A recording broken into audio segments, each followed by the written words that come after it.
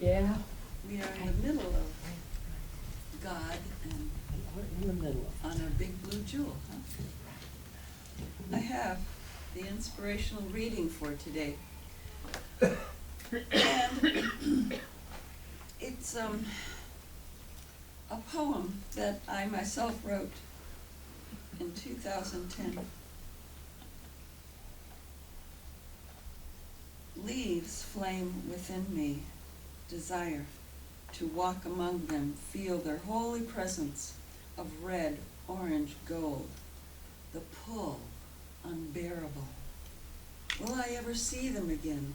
This is the voice of the universe. It tells me to see God's face and miracles of diversity. God doesn't use an assembly line. My teacher's truth, so evident. Wow.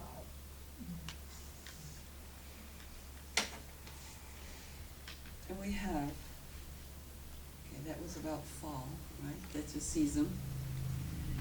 And today's speaker brings to us a season of Christ, which is every season. She's a teacher, a leader, a minister, a prayer therapist.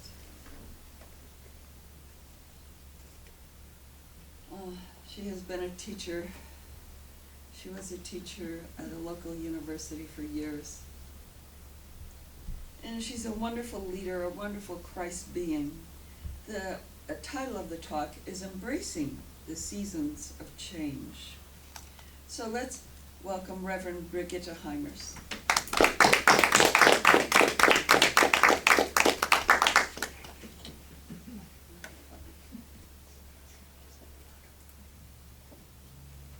Good morning. Good morning. Wow. It's this time of the year.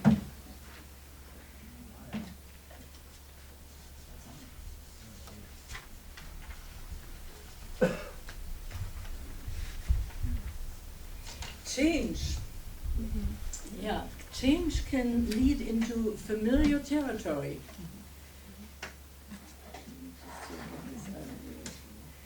But it can also lead to the unknown. And either way, change indicates a movement, an action taken.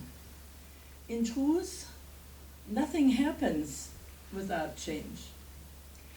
I'm sure each one of you has had experiences with both aspects in the way, the familiar and the unknown. An example of the familiar would be our yearly calendar, which shows the seasons, spring, summer, fall, and winter. In some parts of our country, these seasons demonstrate more prominently. I believe here in San Diego we are rather lucky because if we really want to stomp through snow, we need to travel to nearby mountains, and even they are subject to the present so-called climate change. So when I started teaching at the University of San Diego, I began a wonderful friendship with my colleague, Dr. Jeanette Drixby, from the French section of our department. And we discovered that we both liked skiing. And so did our husbands. And so right after Christmas, after we had turned in the grades for that semester and so forth, we would travel to Mammoth Mountains to go skiing. And that was a lot of fun. During the day, we of course were up on the mountains skiing, and in the evening we would play cards or some other game. Jeanette and I, we took turns preparing the main dish for the week, and that was also a wonderful experience. My husband and I, we enjoyed the French cuisine, and Jeanette and her husband George, liked the German dishes. We brought the main dishes already frozen from home. After all, who wants to spend time in the kitchen during vacation? But I noticed in recent years, Mammoth did not always have snow up there in December. Well, so we have to mark that up to climate change. However, other familiar seasons in our calendar year are always there for us. Thanksgiving is not far away, and before we know it, we celebrate Christmas. And of course, we embrace all the other seasons as well. So what about change which can lead to the unknown in our life? My greatest jump into the unknown was the time when I left Germany in 1960 to come to this country. The plan actually was to visit my childhood girlfriend for several months in San Diego because we really missed each other. And then to return to Düsseldorf afterwards, to the city I lived in. Well, that was not in the cards. And I'm still here, as you noticed. I liked my new physical environment greatly. Best of all, the wonderful sunshine here in San Diego. In Düsseldorf, at this time of the year, we have a lot of rain, and at that time of the year, it is rather cold there and unfriendly, because Düsseldorf is close to the Rhine River, and so that is what we experience there. In Düsseldorf, I had lots of rain, and I did not like it, as you can imagine. So, but it was not just the weather. I was impressed here in San Diego, I was impressed by the big palm trees and the lovely blossoms everywhere, even in December. I also experienced a great desire to improve my language skills right here and to explore this part of the world a little further. So, needless to say, I just did not return back after one year. I had no idea where also my mental activities would lead me as I was climbing a new educational ladder. As you know, I went through all the different kinds of situations here because at the time when I arrived, the advisors, they were not equipped to actually evaluate European education. So I earned a bachelor's, I earned a master's, and of course my doctorate as well. And so my relationship with God through TIC, connecting to my I am self, that was very new to me. And this I am self had a name and had a vibration. This was all very, very new and very, very exciting for me. So I really enjoyed being here. And I created vast new levels of spiritual awareness. In other words, for me, the teaching put a handle, so to speak, on many aspects of spiritual quest, helped me organize it better, made it more complete. So, what did I learn from all these experiences? Well, first I learned that in those areas of life where nothing seems to be happening, change is required and even inevitable. If you are not willing to change, nothing is going to help in any way. So change, however, must first take place in our thoughts if it is to be experienced successfully in our lives. So from this day forward, let us think of change first of all as a blessing. Even before my changes took place, even before any changes take place, we need to know that it is good, because all activity in life is part of the life of God and can only be good because God is good. Therefore, let us embrace with great love and joy the idea of change, looking forward to the rewards of our being willing to change. That is an important part. Secondly, let us dedicate ourselves to supporting the prayers of our hearts by being willing to implement the required changes in our thoughts, in our attitudes, language, action, and feeling. For most people, to change language means to be careful in selecting the words we express so that they be more positive, more assuring, more supporting.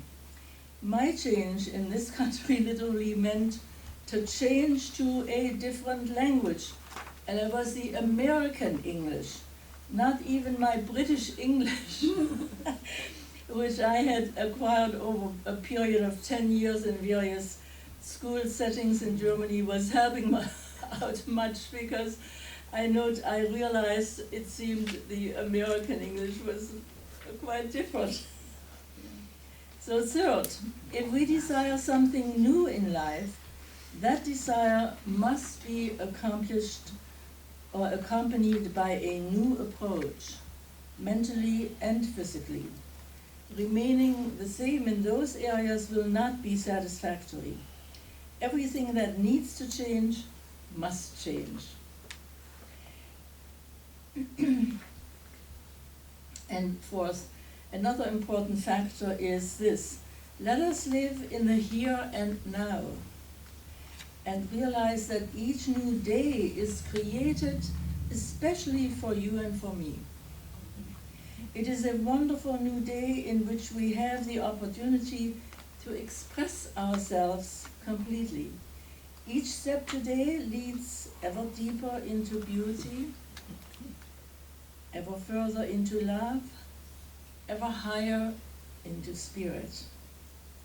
So today let us be reminded of Jesus' words in Everlasting Peace. You have these books, we have them also in the bookstore.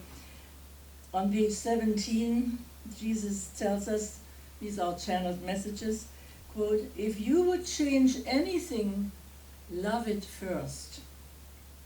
For should you try to change anything without loving it first, it would resist you. But in love you have command of all, for all will lovingly obey you. In love you are master, and all is yours." End of quote. And so these pink books, we call them pink books lovingly, but they are channeled messages from the present Jesus through the brotherhood of the followers of the present Jesus. So today, let us recommit ourselves to experience love, to experience joy, peace, harmony, in the form of change, and call it a blessing. Today we feel the closeness of God within us. And Reverend Elaine referred to our I am selves, our Christ selves. They are the ones who guide us, direct us, and give us also messages. With love, let us embrace all of the yesterdays. In fact, nothing of any yesterdays enters into this new day, if we so declare it. And of course, we have the tendency to carry forward into the next day what didn't get resolved the day before. So that might have to be reconsidered. We surrender any loyalty to circumstances as they were and have been, so that today we are free. We are free to think new thoughts and engage in new situations. So therefore, we start new and fresh and enter into the day as the light of the world. The desire to express goodness is always within us. The desire to share love is within us. We are fully equipped to live in peace and embrace the upcoming season. In this way, we step forward boldly expecting all of creation to welcome us, nourish us, and love us. Excitement grows as we feel the vitality of this newness, and we are delighted to participate in it. Our true call is to really begin to live as one spiritual family in this world. To value the styles of others as well as our own, and to determine to see God revealed at all times. Choices like these tend to turn us toward one another rather than away, and lead us to think twice before we simply dismiss the unusual as awkward or unsuitable. And so how can we do this? How can we do it? The answer is through love. Moving in a state of love is a practice that can be learned by anyone. Because, as we read in our various pink books, love is the greatest power. That was a quote. Our closing song tells us, love is the only power. And Delamo created that song for us. So the atmosphere of love cannot be mistaken, even when we are unable to communicate verbally because of, let's say, language differences. The outstretched hand and the face that guards no secrets can be responded to by anyone. This is the silent communication of God, talking to God through love. We can create a thought form of love and send it out to the seeming crisis points in this world. To do this every day is, for instance, a part of my mission. I pray, even while the radio is going, I use it as my prayer book, because usually over the radio come not always very positive things. And so each one of us can do that. We can just simply use these information as in prayer and know the truth about them. So in this way we step forward boldly, expecting all of creation to welcome us, to nourish us and love us. Excitement grows as we feel the vitality of this newness, and we are delighted to participate in it. Our true call is to really begin to live as one spiritual family in this whole world, to value the styles of others as well as our own, and to determine to see God revealed at all times. Choices like these tend to turn us toward one another rather than away from one another, and lead us to think twice before we simply dismiss the unusual as awkward or unsuitable. How can we do it? The answer is through love. Moving in a state of love is a practice that can be learned by anyone. Because as we read in our various pink books, love is the only power. I said that already, but I want to repeat it. Love is the only power. I love to sing that song at the end of our service, because it leads us forward. It gives us new ways of looking at things that we hear in the media. The atmosphere of love cannot be mistaken, even when we are unusual, when we are unable to communicate verbally because of language differences. So the outstretched hand and the face that guards no secrets can be responded to by everyone. And so this is the silent communication of God, talking to God through love. We can create thought form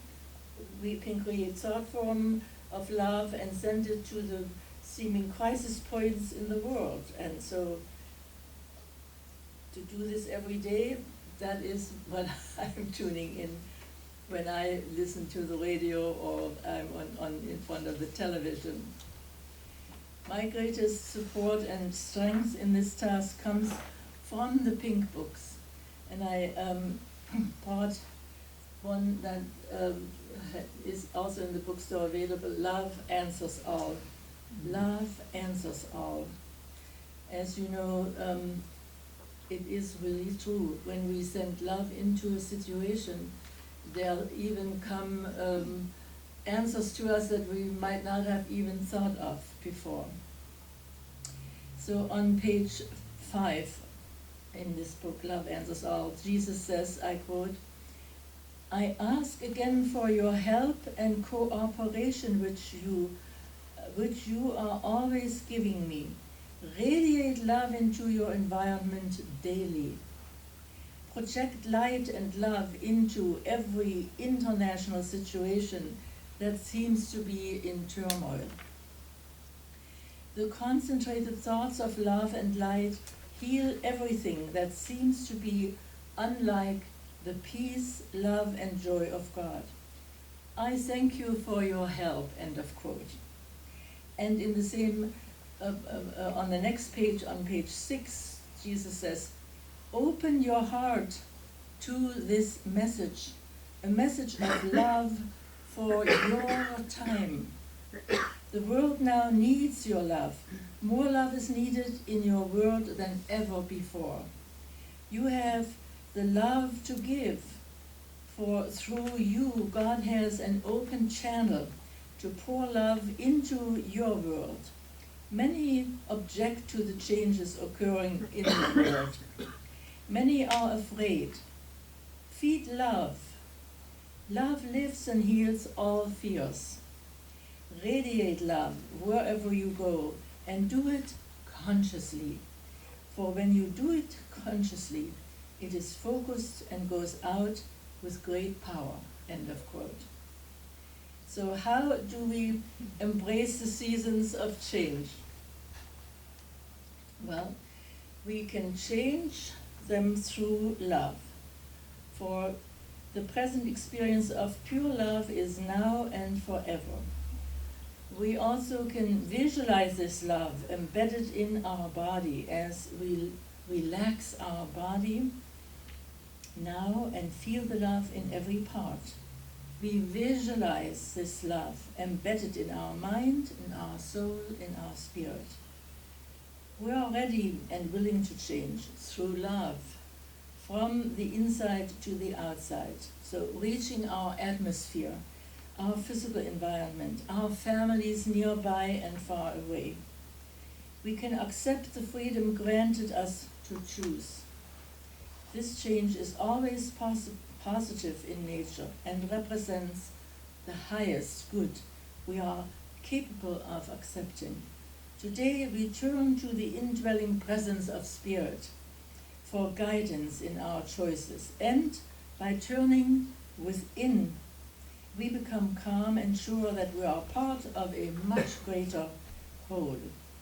And God within secures us and supports us at every level of our life.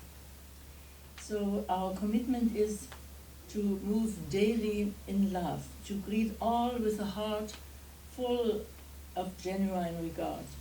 And our intention is to strengthen the consciousness of oneness on this earth, and to do it gladly in all we think, in all we say, and in all we do. I had a handout and I forgot to copy it. Could you, Kathy, make some copies?